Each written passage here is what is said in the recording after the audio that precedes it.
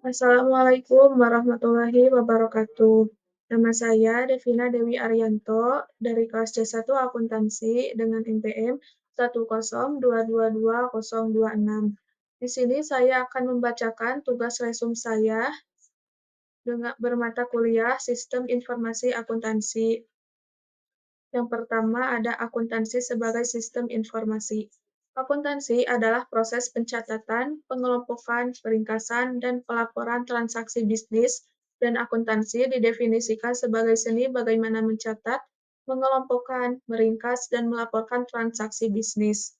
Dibangun dengan tujuan untuk mengolah data akuntansi yang berasal dari berbagai sumber menjadi informasi akuntansi untuk mengurangi resiko saat mengambil keputusan. Lalu ada sistem informasi akuntansi dan organisasi perusahaan. Akuntansi sebagai suatu sistem informasi mengidentifikasi, mengumpulkan, memproses, dan mengkomunikasikan informasi ekonomi mengenai suatu entitas ke berbagai kelompok orang. Informasi merupakan suatu data yang diorganisasi yang dapat mendukung ketepatan pengambilan keputusan. Sistem merupakan sekumpulan sumber daya yang saling terkait untuk mencapai suatu tujuan. Benar. Sistem informasi akuntansi dibangun dengan tujuan utama untuk mengolah data akuntansi yang berasal dari berbagai sumber menjadi informasi akuntansi yang diperlukan oleh berbagai pemakai untuk mengurangi resiko saat mengambil keputusan. Lalu ada fungsi informasi akuntansi, ada 3, yaitu yang pertama, mendukung aktivitas perusahaan sehari-hari. Yang kedua, mendukung proses pengambilan keputusan.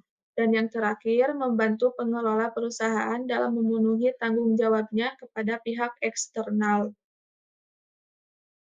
Lalu ada peran sistem informasi akuntansi. Yang pertama ada mengumpulkan dan memasukkan data ke dalam sistem informasi akuntansi. Yang B, mengolah data transaksi tersebut. Yang C, menyimpan data untuk tujuan di masa mendatang. Yang D, memberi, memakai, atau pengambil keputusan informasi yang mereka perlukan. Lalu yang terakhir, mengontrol semua proses yang terjadi. Lalu ada hubungan sistem informasi akuntansi dan sistem informasi manajemen. Sistem informasi yang digunakan oleh suatu perusahaan di mana di dalamnya mencakup informasi keuangan dan non-keuangan disebut sebagai sistem informasi manajemen. Lalu ada sistem. Sistem adalah kumpulan komponen, apapun baik fisik maupun non-fisik, yang saling berhubungan satu sama lain dan bekerja sama secara harmonis untuk mencapai satu tujuan tertentu. Ada tujuan sistem, yaitu tujuan sistem merupakan target atau sasaran akhir yang ingin dicapai oleh suatu sistem. Lalu batas sistem. Batas sistem merupakan garis abstraksi yang memisahkan antara sistem dan lingkungannya. Lalu ada subsistem. Subsistem merupakan komponen atau bagian dari suatu sistem. Lalu hubungan sistem.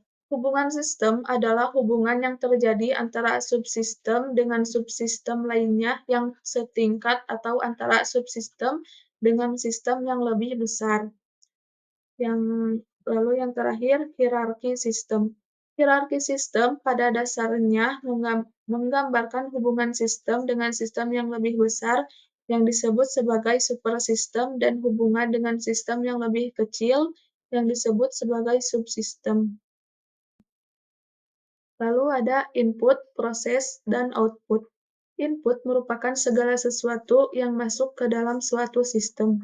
Proses merupakan perubahan dari input menjadi output. Lalu output merupakan hasil dari suatu proses yang merupakan tujuan dari keberadaan sistem.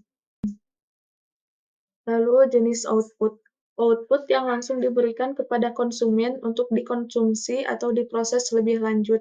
Output yang dikonsumsi oleh subsistem yang lain dalam sistem yang sama dalam suatu siklus produksi.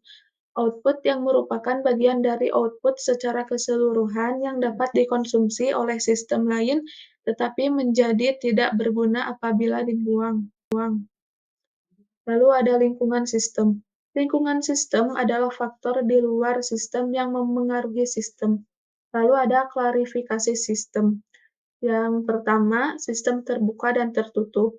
Yang kedua, sistem buatan manusia dan buatan hutan. Yang ketiga, sistem berjalan dan konseptual. Yang keempat, sistem sederhana dan kompleks. Yang kelima, sistem yang kinerjanya dapat dipastikan dan tidak sistem sementara dan selamanya. Yang terakhir, sistem yang ada secara fisik dan abstrak. Lalu sistem yang bisa dan tidak bisa beradaptasi. Lalu ada model sistem, yaitu ada 4. Yang pertama, model fisik, model naratif, model grafik, dan model matematika. Lalu ada bahasa sistem. Bahasa merupakan alat untuk berkomunikasi. Bahasa terbentuk dari simbol-simbol yang disepakati bersama yang mengakibatkan terjadinya komunikasi antara dua atau lebih yang saling memahami apa yang disampaikan lawan komunikasinya. Bahasa sistem merupakan alat untuk berkomunikasi mengenai sistem. Jadi, di dalamnya akan terdapat simbol-simbol yang digunakan sebagai alat komunikasi, dan simbol-simbol tersebut telah disepakati bersama atau lebih diikuti oleh para ahli sistem secara umum. Cukup segitu. Assalamualaikum warahmatullahi wabarakatuh.